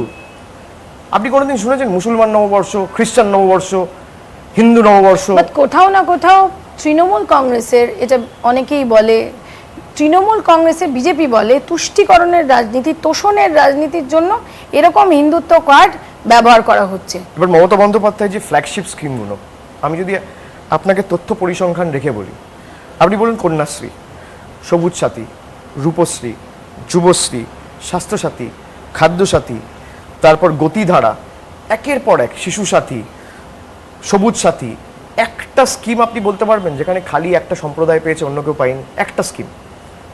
আপনারা সাংবাদিকতা করেন, আপনারা উদাহরণ দিন আমাকে, আমি তো বসে রয়েছি আপনার সামনে। আপনি আমাকে বলুন এই স্কিমটা এত লোক পেয়েছে অন্য সম্প্রদায়ের, এত লোক পেয়েছে এই সম্প্রদায়। বিজেপির বক্তব্য হচ্ছে ইমাম ভাতা আগে হয়েছে, পরে পুরোহিত ভাতা হয়েছে। কেন ইমাম ভাতা আগে হবে? স্বামী বিবেকানন্দ বলেছে মাইনরিটি এরা আমাদের রেসপন্সিবিলিটি। আপনি তো স্বামী বিবেকানন্দকে ডিফাই করছেন। ইমাম ভাতা, মুয়াজ্জেম ভাতার সাথে পুরোহিত ভাতা গোলাচ্ছেন কেন? পুরোহিত ভাতা মমতা বন্দ্যোপাধ্যায় চালু করেছে। আপনারা ক জায়গায় পুরোহিত ভাতা দিয়েছেন যেখানে সরকারে আছেন বলুন? ইমাম ভাতা, মুয়াজ্জেম ভাতা তো স্বামী বিবেকানন্দ বলেছে, রামকৃষ্ণ পরমহংসদেব বলেছে। মাইনরিটিরা, রবীন্দ্রনাথ ঠাকুর বলে গেছে যে মাইনরিটিরা আমাদের রেসপন্সিবিলিটি। মেজরিটি আর minority should live in unity. এই রাজনীতি কোনোদিন ছিল মাইনরিটি মেজরিটি রাজনীতি? অ্যাপিসমেন্ট পলিটিক্স তৃণমূল কংগ্রেস করেছে বলে বিরোধীদের অভিযোগ। বিরোধী অভিযোগটা প্রমাণ করতে হবে। আমি অভিযোগ করলাম আপনি এই করেছেন, আমি প্রমাণ করতে পারছি না। আপনি বলুন কোন স্বাস্থ্যসাথী কার্ড মাইনরিটি পেয়েছে? 10 কোটি মানুষকে স্বাস্থ্যসাথীর আওতায় নেওয়া হয়েছে। তাহলে আমরা তো খালি 30% মাইনরিটিকে নিতে পারতাম, বা অন্য সম্প্রদায়ের লোককে নিতে পারতাম, বা 70% হিন্দুকে নিতে পারতাম না। মমতা বন্দ্যোপাধ্যায় নিশ্চিতভাবে একটা লোকের একটা অংশের ভোট নিয়ে নির্বাচিত হয়েছে, কিন্তু যখন প্রশাসনিক পদে বসেছে তখন মমতা বন্দ্যোপাধ্যায় বারবার এটা আমাদেরও বলেছে যে আমি সবার মুখ্যমন্ত্রী, সবার জন্য কাজ করেছে। এই যে বিভাজনের রাজনীতি, এটা বিজেপি করছে। বিজেপি বিভাজনের রাজনীতি করেছে, ঠিক আছে, কিন্তু বাংলার এটা সংস্কৃতি নয়। কিন্তু পোলারাইজেশন কি কিছুটা কাজ করছে, বা পোলারাইজেশন কি কোথাও বেশ কয়েকটা জায়গায় যেখানে দেখা যাচ্ছে মানুষ ওপেনলি অনেক এমন কথা বলছে যেটা কোনোদিন বাংলায় শোনা যেত না? সে কিছু লোক থাকে তারা তাদের মতো বলে, বা সেটাকে পোলারাইজেশন ধরা হয়। পোলারাইজেশন যদি কাজ করেও, আমি ধরে নিলাম কাজ করছে, কিন্তু আপনারা বলুন পোলারাইজেশনের বেসিসে যে দল নির্বাচন করে তাকে কি ক্ষমতায় সুযোগ দেওয়া উচিত? আমি আগামী 5 বছর বাংলায় কি করব, আমি প্রত্যেকটা বক্তব্যে সে কথা বলবো। আমি আমার রাজনৈতিক বক্তৃতায় তাই বলছি। মমতা বন্দ্যোপাধ্যায় 10 অঙ্গীকারের কথা বলছে। আপনি বলুন ভারতের প্রধানমন্ত্রী 30 মিনিট বক্তব্য রাখছে, বাংলায় কি কাজ করবে? একটা কথা বলছে। ভারতের স্বরাষ্ট্রমন্ত্রী বলছে সোনার বাংলা তৈরি করবে। আরে আপনি কি করে সোনার বাংলা করবেন? আপনি শিক্ষায় কি করবেন? আপনি স্বাস্থ্যে কি করবেন? আপনি পরিকাঠামোগত কি কাজ করবেন উন্নয়নমূলক? আপনি কোথায় কি তৈরি করবেন? 100% বাড়িতে মমতা বন্দ্যোপাধ্যায় বিদ্যুৎ পৌঁছে দিয়েছে। আপনি কি করবেন? আপনি বলুন, আপনি উন্নয়নের নিরিখে বলুন যে আপনি আগামী 5 বছর যদি ভারতীয় জনতা পার্টিকে মানুষ সুযোগ দেয় আমি এই কাজগুলো করব, বলুক। বলতে পারছে না তো। এই যে এতগুলো দফা নির্বাচন হয়ে গেল, অভিষেক বন্দ্যোপাধ্যায়ের নিজের একটা ওয়ার রুম আছে, একটা অ্যানালিসিস আছে। অভিষেক বন্দ্যোপাধ্যায় কি মনে করছে কটা সিট পাবে, তৃণমূল কতটা কনফিডেন্ট বা আমি তো আপনাদের আগেও বলেছি, আমি অফ দ্য রেকর্ডও বলেছি, অন রেকর্ডও বলছি, আমি প্রত্যেকটা জনসভায়ও বলছি যে 2/3 আসন নিয়ে মমতা বন্দ্যোপাধ্যায় তৃতীয়বার মুখ্যমন্ত্রী হবে, অন রেকর্ড। এ নিয়ে কোনো দ্বিমত নেই। আমি তো উত্তর থেকে দক্ষিণ ঘুরছি এবং মানুষের মধ্যে যা স্বতঃস্ফূর্ততা, যা উৎসাহ, যা ঐক্যবদ্ধতা বিশেষ করে আমি লক্ষ্য করছি, এরা যত সাম্প্রদায়িক সম্প্রীতি নষ্ট করতে চাইবে মানুষ তত ঐক্যবদ্ধ হবে, মানুষ তত ঐক্যবদ্ধ হচ্ছে, আমি দেখতে পাচ্ছি সেগুলো। আমাদের নির্বাচনী জনসভা হোক, পথসভা হোক, কর্মী সভা হোক, মানুষ ঐক্যবদ্ধ যে না, এটা বাংলার কৃষ্টি সংস্কৃতি রক্ষা করার লড়াই, এটা বাংলার বাংলা ভার্সেস বাহারিও তো এবার ন্যারেটিভ, এটা তো কোনদিন আগে ছিল না। এটা তো আপনারা যে কোনো জায়গায় গিয়ে যে কেউ প্রচার করতে পারে, বহিরাগত কেন বলছেন আপনারা? তো বহিরাগতদের বহিরাগতই বলবো। কিন্তু ভারতবর্ষে যে কোনো রাজনৈতিক নেতা যে কোনো জায়গায় দাঁড়াতে পারে। আমি আপনার মাধ্যমে অনুরোধ করছি, ভারতীয় জনতা পার্টি ঘোষণা করে দিক যে তাদের চিফ মিনিস্টারিয়াল ক্যান্ডিডেট কে, আমরা বহিরাগত বলবো না। বলছে তো ভূমিপুত্রই হবে। ভাই ওরা তো অনেক কিছু বলে, ওরা তো বলেছিল 15 লাখ টাকা পাবো, পেয়েছেন? ওরা তো বলেছিল বছরে 2 কোটি চাকরি হবে, দিয়েছে? ওরা বলেছিল জিএসটি করে ভারতের অর্থনীতি শক্তিশালী হবে, জিডিপি আজকে -23%। না, সেখানে আপনারা বিভাজনের রাজনীতি করছেন না, আমরা বাঙালি বিভাজনের ভার্সেস রাজনীতি বাহারি। করবো। আপনি জোর করে যদি উত্তর ভারতের রাজনীতি বাংলার মানুষের উপর চাপিয়ে দিতে চান, আমরা তো বহিরাগত বলবোই। আপনার রাজ্য সভাপতি এসে বলছে মা দুর্গার 14 পুরুষকে কেউ চেনে না, আমরা বহিরাগত বলবো না? একটা বাঙালিকে দাঁড় করিয়ে আপনি 10 কোটি বাঙালির অপমান করছেন দিল্লির তল্পিবাহকতা এবং দিল্লির চাটুকারিতা করার লক্ষ্যে, আমরা বলবো না? বলছে ডাবল ইঞ্জিন সরকার, দুটো এক সরকার হলে আরো ভালো চলবে। তাহলে আসামে আজকে এই পরিস্থিতি কেন? ত্রিপুরায় আজকে এই পরিস্থিতি কেন? আসামে দেখুন ভোট মিটেছে, ডি নোটিশ লাগানো শুরু করে দিয়েছে। সারা দেশে যা ঘটনা ঘটছে 18% ঘটনা খালি একটা রাজ্য থেকে ঘটছে, উত্তরপ্রদেশ। তাহলে ডবল ইঞ্জিন সরকারের এই কি উদাহরণ? মতুয়া ভোট, রাজবংশী ভোট, পাহাড়ে গোর্খাদের ভোট, এগুলো ইলেকশনে খুব বড় ফ্যাক্টর হয়ে দাঁড়াচ্ছে। সেখানে রাজবংশীরা 2019-এ আপনাদের সঙ্গে ছিল না, মতুয়া 2019-এ আপনাদের সঙ্গে ছিল না, গোর্খাও ছিল না। তো সেক্ষেত্রে এবার নির্বাচনে কিভাবে আপনারা সেই ভোটটা ফিরে পাবেন এবং সিএ ওরা লাগু করবে বলেছে, সেটা ওদের ফায়দা। যারা ভোট দিয়েছিল নিশ্চিতভাবে, আমি যদি কাউকে ভোট দিই আমার অনেক আশা থাকে, আমার অনেক তাদের উপর আকাঙ্ক্ষা থাকে, স্বপ্ন থাকে, সেই নিয়ে মানুষ ভোট দেয় যে এই দলটা যদি ক্ষমতায় আসে এই জিনিসগুলো আগামী দিন করবে। আপনি দেখুন ভারতবর্ষের সাংসদে, আমি তো একজন সাংসদ, ভারতবর্ষের সাংসদে গত 5 বছরে 50টা বিল পাস হয়েছে। একটা বিল পাস হলে রুল ফ্রেম করার জন্য 2 মাস লাগে, আজকে 1.5 বছর অতিক্রম করলো, 1.5 বছর অতিক্রান্ত হয়েছে, কিন্তু সিএ এর রুল এখনো ফ্রেম করা হয়নি। ভারতবর্ষের স্বরাষ্ট্রমন্ত্রী ঠাকুরনগরে সভা করে বলছে ভারতের টিকা পর্ব যবে মিটে যাবে তবে সিএ লাগু হবে। এটা আর একটা জুমলা নয়? যার নাগরিকত্ব রয়েছে আপনি তাকে নাগরিকত্ব কি করে দেবেন? সিএ ইমপ্লিমেন্ট হওয়া উচিত না? উচিত না। সিএ ইমপ্লিমেন্ট হওয়ার থেকেও বড় কথা এনআরসি হওয়া উচিত না। সিএ এমন একটা বিল যেখানে আপনি মানুষকে নাগরিকত্ব দেওয়ার কথা বলছেন, কিন্তু এনআরসির সাথে তাকে যখন কম্বাইন করে এনআরসির ব্যাকড্রপে তাকে রিলেট করে দেখানো হচ্ছে, দ্যাট ইজ লিগাল, সেটা ভয়ানক। আমরা তার বিরুদ্ধে। এবং আপনি বলুন তো, আপনি যাদেরকে অবৈধ বলছেন আপনি তাদের ভোটেই তো প্রধানমন্ত্রী হয়েছেন, তাহলে আপনিও তো অবৈধ। আপনি তাদের ভোটেই তো স্বরাষ্ট্রমন্ত্রী হয়েছেন, কেউ সাংসদ হয়েছে, কেউ বিধায়ক হয়েছে, কেউ মুখ্যমন্ত্রী হয়েছে। আপনারা পাবেন। আমরা কোনো সম্প্রদায়ের আলাদা করে ভোট চাই না। আমরা মানুষের কাছে গিয়ে উন্নয়ন নিয়ে অ্যাপিল করছি। আমরা মতুয়াদের কাছে গিয়ে বলছি না আমাদের ভোট দিন, আমরা নমশুদ্ধদের কাছে গিয়ে বলছি না আমাদের ভোট দিন, আমরা সংখ্যালঘুদের কাছে গিয়ে বলছি না আমাদের ভোট দিন, আমরা বাংলার মানুষের কাছে গিয়ে বলছি যে আপনারা উন্নয়নের কাজের হিসাব নিন, তারপর আপনারা বিবেচনা করে ভোট দিন, কানে শুনে না চোখে দেখে ভোট দিন। নির্বাচনের ঠিক 1 বছর বা 6 মাস আগে বিমল গুরুং কি করে ভালো হয়ে গেল? বিমল গুরুং কি করে, তৃণমূল কংগ্রেস বিমল গুরুং এক কি করে হলো? তৃণমূল কংগ্রেস বিমল গুরুং তো এক হয়নি। মমতা বন্দ্যোপাধ্যায় কি বলেছে শুনুন। মমতা বন্দ্যোপাধ্যায় বলেছে যে আমরা প্রার্থী দিচ্ছি না, আমরা আগামী দিন শান্তি চাই, সম্প্রীতি চাই, পাহাড়ের উন্নয়নের স্বার্থে। ওদের দুটো ফ্র্যাকশন রয়েছে, ওরা নিজেদের মধ্যে লড়ুক, মানুষ যাকে সমর্থন করবে তৃণমূল কংগ্রেস তার সাথে থাকবে। আর বিমল গুরুংয়ের যে কেসগুলো আছে এগুলো সাবজুডিস। আমরা কাউকে সমর্থন করছি না, তাহলে আমরা প্রার্থী দিতাম, আমরা প্রকাশ্যে বলতাম আমরা এদেরকে সমর্থন করছি। মমতা বন্দ্যোপাধ্যায় যেদিনকে প্রার্থী তালিকা প্রকাশ করে সেদিনকে প্রকাশ্যে বলেছে, স্পষ্ট করে বলেছে যে আমরা দার্জিলিং, কালিম্পং এবং কার্শিয়ং সিটে পাহাড়ে 3টে আসনে কোনো প্রার্থী দিচ্ছি না। পাহাড়ের মানুষ যাদেরকে নির্বাচিত করে বিধানসভায় পাঠাবে তাদেরকে গ্রহণ করে আমরা আগামী দিন পাহাড়ের কাজ করব। পার্মানেন্ট সলিউশন বিজেপি বলছে, কি পার্মানেন্ট সলিউশন হতে পারে হিলসের? না, পার্মানেন্ট সলিউশন তাহলে এতদিন করলেন না কেন? নির্বাচনের আগে আপনাদের পার্মানেন্ট সলিউশন মনে পড়ে কেন? এটা জুমলা। আপনারা করুন না, আপনারা বলুন আমরা বাংলার জন্য এটা করেছি, তারপর মানুষের কাছে গিয়ে ভোট চান। বাংলায় এবার মহিলা ভোট আপনারা ভালো টার্গেট করেছেন 49%। আমরা কোনো ভোট টার্গেট করছি না, এটা আপনি আপনার কথা আমার মুখে বসাতে চাইছেন, আমি বসাতে দেবো না।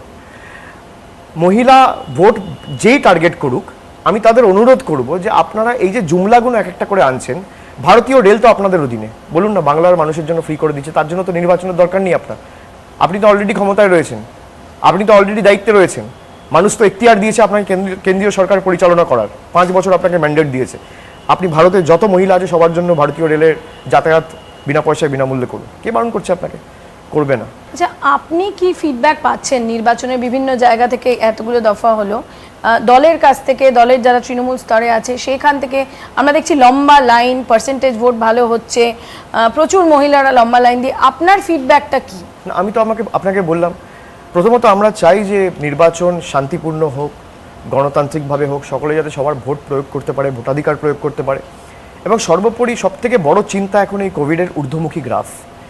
এই 8 দফায় যতদিন চলবে নির্বাচন, আমার মনে হয় না নির্বাচন কমিশন কিসের বেসিসে, কিসের আধারে এটা করেছে। আপনি কি কিছু আপনারা কি কিছু? নিশ্চিতভাবে আমরা সেটা মমতা বন্দ্যোপাধ্যায়ের নেতৃত্বে আগামী দিনে একটা মিটিং ডাকা হবে এবং সেখানে আলোচনা হবে। একা কোনো সিদ্ধান্ত তো আমি নিতে পারি না বা দলের কেউ নিতে পারে না, সেটা মমতা বন্দ্যোপাধ্যায়ের নেতৃত্বেই হবে এবং তারপর সিদ্ধান্ত সর্বসম্মতিক্রমে ঠিক হবে, তারপর আমরা চিন্তা ভাবনা করব। কিন্তু ব্যক্তিগতভাবে আপনি যদি আমাকে জিজ্ঞেস করেন, আমি আপনাকে বলতে পারি যে তৃণমূল কংগ্রেস মানে সাংগঠনিকভাবে, এটা আমার ব্যক্তিগত মত, আমরা যদি 1 দফায়ও নির্বাচন হতো আমাদের কোনো অসুবিধা হতো না, বাংলার মানুষের সুবিধা হতো। এবং আপনি যা অভিযোগ করছেন যে মানুষ ভোট দিতে পারবেন না, আপনি কেন্দ্রীয় বাহিনী আনুন, একটা বুথে 10 জন করে রাখুন, কেউ বারণ করছেন না। এত কেন্দ্রীয় বাহিনী যে এলো, এত কিছু হলো, তৃণমূলের অ্যাডভান্টেজ না ডিসঅ্যাডভান্টেজ? না, এগুলো অ্যাডভান্টেজ ডিসঅ্যাডভান্টেজ হিসেবে ধরা উচিত না, এগুলো নিয়ে কখনো রাজনীতি করা উচিত না। আমি আপনাদের আবার বলছি, সিএপিএফ ইস্যু যে মমতা বন্দ্যোপাধ্যায়ের মন্তব্য নিয়ে বিতর্ক হয়েছে, সে নিয়ে তদন্ত হবে। মমতা বন্দ্যোপাধ্যায় কি বলেছে? ঘেরাওয়ের কথা বলেছে। ঘেরাও মানে এই না, ঘেরাও মানে বিক্ষোভ না। গান্ধীজিও ঘেরাওয়ের কথা বলতো, সত্যাগ্রহতেও ঘেরাও হতো। ঘেরাও করা মানে বিক্ষোভ না। আমি একটা থানা ঘেরাও করে বসে আছি, তার মানে এই না যে থানা আমি ভাঙচুর করছি। আমি একটা বিডিও অফিস ঘেরাও করে বসে আছি, কিন্তু নির্বাচন কমিশনের বক্তব্য হচ্ছে যে এটা মরাল কোড অফ কন্ডাক্টে ভায়োলেট হচ্ছে এবং 24 ঘন্টা ব্যান করা হলো। আমি যদি আপনাকে জিজ্ঞেস করি, শুভেন্দু অধিকারী মমতা বন্দ্যোপাধ্যায়কে বেগম বলছে, পাকিস্তানি বলছে, তাকেও চিঠি পাঠানো হয়েছে, তাকে ব্যান করা হয়নি কেন এখনো? আপনার কাছে উত্তর নেই, নির্বাচন কমিশনের কাছে উত্তর নেই, আমার কাছে উত্তর নেই। এবার আপনি ঠিক করুন নির্বাচন কমিশন রাহুল সিনহাকে 48 ঘন্টা ব্যান করা হয়েছে। রাহুল সিনহাকে ব্যান করা হয়েছে সিএপিএফ নিয়ে কথা বলেছে বলে। আপনি ডিভিসিভ লাইন নিয়ে কথা বলছেন, মমতা বন্দ্যোপাধ্যায়কে ব্যান করেছেন ডিভিসিভ লাইনে কথা বলেছে বলে। মমতা বন্দ্যোপাধ্যায় কি বলেছে? যে আমি সবার কাছে অ্যাপিল করছি আপনারা ঐক্যবদ্ধ হয়ে ভোট দিন, মাইনরিটিরা ঐক্যবদ্ধ হয়ে ভোট দিন, মেজরিটিরা ঐক্যবদ্ধ হয়ে ভোট দিন। পুরো স্পিচটা শুনুন। এখানে আপত্তিকর মন্তব্যটা কোথায়? কোথাও নয়। নির্বাচন কমিশন ব্যান করে দিল, তাহলে যারা পাকিস্তানি বলছে সেটা কি কোথাও সিম্প্যাথি ভোট ড্র করবে? ভিকটিম হিসেবে প্রজেক্টেড হচ্ছে, সেটা মানুষ ঠিক করবে, ভোট মানুষ দেবে। যখন মানুষ দেবে মানুষ ঠিক করবে যে কে ঠিক কে ভুল, কার উপর অন্যায় হয়েছে, কার উপর অবিচার হয়েছে এবং কে এই পুরো পর্বটা পরিচালনা করেছে। এটা মানুষের কাছে ছেড়ে দেওয়া উচিত। যেরকম নন্দীগ্রামে উনি যখন গেলেন তারপরে এই হামলাটা হলো বলে আপনাদের তরফ থেকে অভিযোগ, এটা কি কোনো আগে কোনো ইন্টেলিজেন্স, কোনো ইনপুট ছিল? বা এই যে তারপরে একটা হুইল চেয়ার এবং সেই হুইল চেয়ার নিয়ে বিভিন্ন জায়গায় কথা হামলা তো হয়েছে, আপনি দেখেছেন যেদিনকে ডিজি চেঞ্জ করা হয়েছে তার পরের দিন হামলা হয়েছে এবং নির্বাচন কমিশনই তো তদন্ত করছে। নির্বাচন কমিশনই তো ওনার সিকিউরিটির একজনকে সরিয়েছে, তারপর ওএসডি যিনি ছিল তাকে সরিয়েছে। নির্বাচন কমিশন তদন্ত করছে, নির্বাচন কমিশন বলতে পারে। আইন শৃঙ্খলা হোক, তদন্ত হোক, রাজ্য সরকারের পুরো মেশিনারি এখন নির্বাচন কমিশনের। এটার জন্য চক্রান্ত নিশ্চিতভাবে, নিশ্চিতভাবে। এটা কি করে হয়? সেখান থেকে দাঁড়িয়ে যে নন্দীগ্রামের নির্বাচনটা সবচেয়ে হাই প্রোফাইল নির্বাচন হলো, সেই নির্বাচনে কি মনে হচ্ছে? অবশ্যই এমন একটা জায়গায় নন্দীগ্রামের নির্বাচন পৌঁছে গেছিল যেখানে সমস্ত কিছু ইনভলভ হয়ে গেছিল এবং তারপরে হুইল চেয়ার, সেটা নিয়েও কটাক্ষ, সেটা নিয়ে কি বলবেন? না, এটা এদের প্রচলিত প্রথা। এরা মমতা বন্দ্যোপাধ্যায়কে আজকে কি পড়বে, শাড়ি বারমুড়া, এই নিয়েও দিলীপ ঘোষ কথা বলছে। এটা এদের রুচির পরিচয়। মমতা বন্দ্যোপাধ্যায় লেগেছে না লাগেনি এই নিয়েও এরা বিতর্ক তৈরি করতে চাইছে। একটা ভারতের সিটিং চিফ মিনিস্টার, বাংলার চিফ মিনিস্টার, প্রধানমন্ত্রী একবার ফোন করে খোঁজ নেয়নি, ভারতের স্বরাষ্ট্রমন্ত্রী একবার ফোন করে খোঁজ নেয়, এই সৌজন্যতাটা এদের নেই। অমিত শাহ যখন করোনা হলো, মমতা বন্দ্যোপাধ্যায় টুইটের মাধ্যমে বা ফোন করে একবার খোঁজ তো নিয়েছিল। এটা বাংলার সৌজন্য, এটা বাংলার সংস্কৃতি। আরেকটা খুব গুরুত্বপূর্ণ পয়েন্ট এবং গুরুত্বপূর্ণ হাতিয়ার বলা যেতে পারে যেটা বিজেপি ব্যবহার করছে, সেটা হচ্ছে দুর্নীতি। অর্থাৎ যত বালি, কয়লা, গরু পাচার সব কিছুর সঙ্গে অভিষেক বন্দ্যোপাধ্যায় কোথাও না কোথাও যুক্ত, এরকম তারা প্রজেক্ট করছে এবং সমস্ত টাকাই শান্তিনিকেতনে যায়। না, আমি তো প্রথমেই আপনাকে বললাম যে যখন যারা অভিযোগ করছে, যখন এই ঘটনাগুলো হচ্ছিল, তখন বিদ্রোহ করে বেরিয়ে এলো না কেন? প্রথম কথা। দ্বিতীয় কথা, এই যে কয়লা পাচার, গরু পাচার, এই যে তদন্তগুলো চলছে, তদন্তগুলো কে করছে? ইডি করছে, সিবিআই করছে। এই তদন্তকারী সংস্থাগুলো কার অধীনে? এই তদন্তকারী সংস্থাগুলো কেন্দ্র সরকারের অধীনে। আচ্ছা, আপনি আমাকে বলুন, কয়লা পাচারের কথা বলছে, কলিয়ারি কে গার্ড করে? CISF. CISF is responsible for this national assets. তাহলে আজকে যদি কয়লা পাচার হয় বা চুরি হয়, সিআইএসএফ এর মাথার উপর কে রয়েছে? অমিত শাহ। তার আগে ইস্তফা দেওয়া উচিত। গরু চুরি বলছে, গরু পাচার হচ্ছে। গরু কি পিঁপড়ে যে তারের তলা দিয়ে গলে যাবে? না, গরু একটা পোকা। গরু এত বড় একটা, ধরুন গরু তো একটা জন্তু, সে তো পিঁপড়ের মতো গলে যেতে পারে না। কিন্তু আপনাদের যুব নেতার নাম উঠে আসছে বিনয় মিশ্রা। আমি বলছি, একে একে আসছি। ধরুন গরু তো আজকে যদি বর্ডার সীমান্ত দিয়ে যখন বাংলাদেশ, ভারত থেকে বাংলাদেশে যাচ্ছে বলছে, তার মানে তো বর্ডার সিকিউরিটি ফোর্সের গাফিলতির কারণে যাচ্ছে। বর্ডার সিকিউরিটি ফোর্স কে পরিচালনা করছে? অমিত শাহ। সিআইএসএফ কে পরিচালনা করছে? অমিত শাহ। তাহলে কয়লা পাচার হলে ব্যর্থতা কার? অমিত শাহ। গরু পাচার হলে ব্যর্থতা কার? বিজেপির, অমিত শাহ। আর আপনি যদি বলতে চান যে সিআইএসএফ আর বিএসএফ আমার কথা শুনে চলছে, তাহলে তো আপনার লজ্জায় মুখ লুকানো উচিত। আপনি বিনয় মিশ্রর কথা বলছেন। সবাই অভিযোগ করছে কি বিনয় মিশ্র তৃণমূল কংগ্রেসের যুব সাধারণ সম্পাদক। তৃণমূল কংগ্রেসের সাধারণ সম্পাদক এখনো আমি বিনয় মিশ্রকে রাখছি। আপনি শুনে রাখুন, আমি অন রেকর্ড বলছি। তার কারণ কি? আপনার কাছে যদি কোনো অভিযোগ থাকে আপনি জনসমক্ষে আনুন। বিজেপির রাজ্য সভাপতি, বিজেপির সর্বভারতীয় সভাপতির নাম কি? জেপি নাড্ডা। সহসভাপতির নাম কি? মুকুল রায়। সুদীপ্ত সেন চিঠি লিখে 6 কোটি টাকার অভিযোগ করেছে, বিজেপি সরিয়েছে? সে যদি না করে তিনি ধোয়া তুলসী পাতা, আর আমি যদি না করি আমি চোর। দুটো তো একসাথে হতে পারে না। মুকুল রায়ের বিরুদ্ধে সুদীপ্ত সেন চিঠি লিখে বলছে আমার থেকে কত টাকা নিয়েছে আমার মনে নেই, দিনের পর দিন, রাতের পর রাত এসে টাকা নিয়েছে। নারদায় দেখা গেছে, সারদায় দেখা গেছে। তাকে আপনি ভারতের সর্বভারতীয় সভাপতি করেছেন। তাহলে আপনি বলছেন বিনয় মিশ্রা থাকছে দলে আর কি? থাকছে না থাকছে ব্যাপার নয়, আমি বলছি আপনি প্রমাণ আনুন, আমি বহিষ্কার করব। আপনি প্রমাণ দিন। কিন্তু আপনি যে লোকটাকে সর্বভারতীয় সহসভাপতি করেছেন তার বিরুদ্ধে তো ভুরি ভুরি প্রমাণ পাবলিক ডোমেনে এসছে। আপনি তারপরও তাকে মানে আলোকিত করে দলের সর্বভারতীয় সংগঠনে জায়গা দিয়েছেন। তা সব থেকে বড় চোরের দল তো আপনারা। আপনি অস্বীকার করতে পারেন? জেপি নাড্ডা সভাপতি হওয়ার পর মুকুল রায়ের বিরুদ্ধে অভিযোগটা কবে থেকে? 2014 সালের থেকে, 13 সালের থেকে। এই তো নয় যে হঠাৎ করে এলো। তিনি কমিটি প্রকাশ করেছেন 2020 সালে। আপনি দেখুন 2020 সালে প্রকাশ করেছে আর 13 সাল থেকে অভিযোগ। তাহলে আপনার কাছে যদি এইটুকু মনুষ্যত্ব না থাকে বা বিবেকবোধ না থাকে যে একটা লোকের বিরুদ্ধে অভিযোগ রয়েছে, আমি তাকে জায়গা দেবো না ততদিন না যতদিন না তদন্ত সম্পূর্ণ হচ্ছে। আর আপনি অভিযোগ করছেন বিনয় মিশ্র কেন যুব সম্পাদক? দুটো তো একসাথে হতে পারে না। আপনি মুকুল রায়কে বার করুন, আমিও বার করবো। এই সব কিছুর পর যখন অভিষেক বন্দ্যোপাধ্যায়ের বাড়িতে সিবিআই যায়, যখন অভিষেক বন্দ্যোপাধ্যায়ের স্ত্রীকে সিবিআই জিজ্ঞাসাবাদ করে, এইটা তো কোথাও না কোথাও আপনার ব্যক্তিগত জায়গা। সেখানে সেই জায়গাটা অভিষেক বন্দ্যোপাধ্যায় কিভাবে দেখে? না, আমি তো বলেছি যে আপনাদের কিছু করার থাকলে আপনি আসুন, তদন্ত করুন। কেউ, আমি আমার ওয়াইফকেও বলেছি, আমি আমার স্ত্রী হোক, আমার ছোট মেয়ে, সে তো বোঝে না এগুলো, তো তাদেরকেও বলা আছে, তারা এখন অভ্যস্ত হয়ে গেছে। দেখুন 2019 সালে প্রথমে আমার উপর অভিযোগ করা হলো কি যে আমার স্ত্রীকে এয়ারপোর্টে ধরা হয়েছে 2 কিলো সোনা নিয়ে। আচ্ছা, এয়ারপোর্ট কার অধীনে? কেন্দ্রীয় সরকারের অধীনে। পাহারার দায়িত্বে কে রয়েছে? সিআইএসএফ। এয়ারপোর্টে 1000 সিসিটিভি ক্যামেরা রয়েছে, 1000। আমি বলেছিলাম প্রেস কনফারেন্স করে যে আপনি একটা ফুটেজ রিলিজ করুন যেখানে সোনা নিয়ে ধরা পড়েছে, আপনি জনসমক্ষে আনুন। আনতে পারলো না। তারপর অভিযোগ করলো কি, যে আমার স্ত্রীর লন্ডনে ব্যাংক অ্যাকাউন্ট রয়েছে। আমার স্ত্রী আজ পর্যন্ত লন্ডন যায়নি, আমি অন রেকর্ড বলছি আপনাকে। তারপর করলো কি, শুভেন্দু অধিকারী সাংবাদিক বৈঠক করে বললো আমাকে 900 কোটি টাকা হাফতা দেওয়া হয়েছে।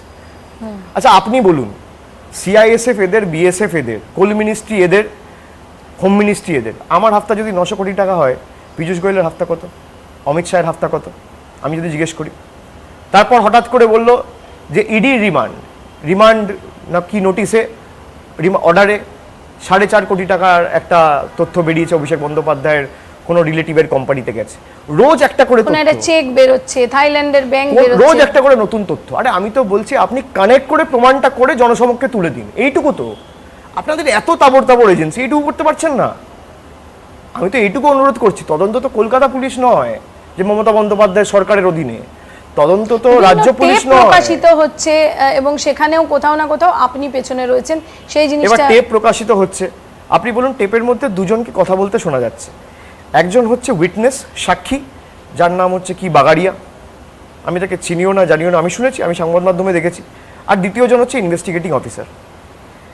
নির্বাচন পর্বের আগে টেপটা রিলিজ করা হচ্ছে, হয় আমি উইটনেস হিসেবে রিলিজ করেছি, নয় ইনভেস্টিগেটিং অফিসার রিলিজ করেছে, দুটোর মধ্যে একটা। আমি এই নিয়ে ক্রিমিনাল কেসও করেছি, আমি এর তদন্ত চেয়ে মামলাও করেছি, আমি এর তদন্ত চেয়ে এফআইআরও করেছি। যে আমার আর আপনার মধ্যে কথোপকথন হচ্ছে, আমি উইটনেস, আপনি ইনভেস্টিগেটিং অফিসার, হয় আমি লিক করি, আর তো কেউ নেই, হয় আমি লিক করেছি নইলে আপনি লিক করেছেন।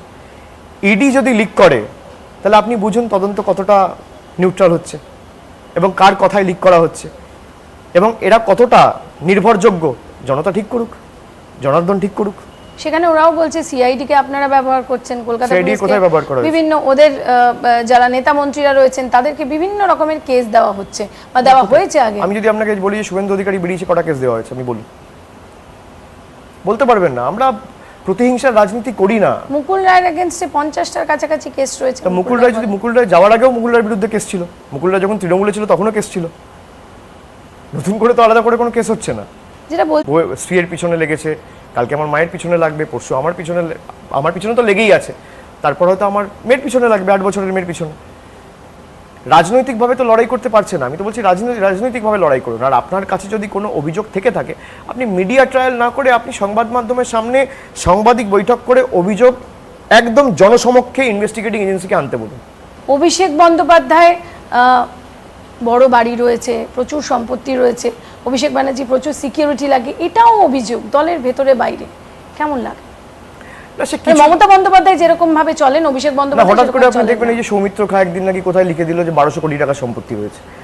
তারপর আমাদের যারা সংবাদ মাধ্যমে যায়, আমাদের মুখপাত্র যারা, আমি বলেছিলাম যে আমি ভাবছি জানিস তো একটা পাওয়ার অফ অ্যাটর্নি করে এই বাবুল সুপ্রিয়, দিলীপ ঘোষ, সৌমিত্র খাঁদের পাওয়ার অফ অ্যাটর্নির আমি দিয়ে দিই নমিনি করে, যে এই 1200 কোটি টাকা সম্পত্তি আপনারা বেচে আমার নামে যা রয়েছে বা আমার স্ত্রীর নামে যা রয়েছে আপনারা রামকৃষ্ণ মিশন বা ভারত সেবাশ্রমে দান করে দিন। 1200 কোটির মধ্যে যদি আপনারা 10% পান সেটাও দান করে দিন। এগুলো ঠিক আছে, রাজনীতিতে লোক এসব অভিযোগ সবসময় করে। If you always have to believe in the policy, if you can stand the heat. Mamata Bandyopadhyay খুব সিম্পল, আপনি নন, এটা দলের ভেতরে অনেকে বলে, বিজেপিতে সবাই বলে। ঠিক আছে, একটা ইংলিশে কথা আছে না, and there's a great wisdom in this line, trees with fruits are only stoned.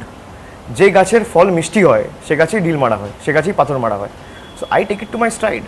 ঠিক আছে, আমাকে যদি আক্রমণ করে নিশ্চয়ই আমার মধ্যে কোনো প্রতিভা দেখছে বা আমার মধ্যে কোনো পটেনশিয়াল দেখে সেই জন্য আক্রমণ করছে। কথায় আছে জো জিতা ওহি সিকান্দার।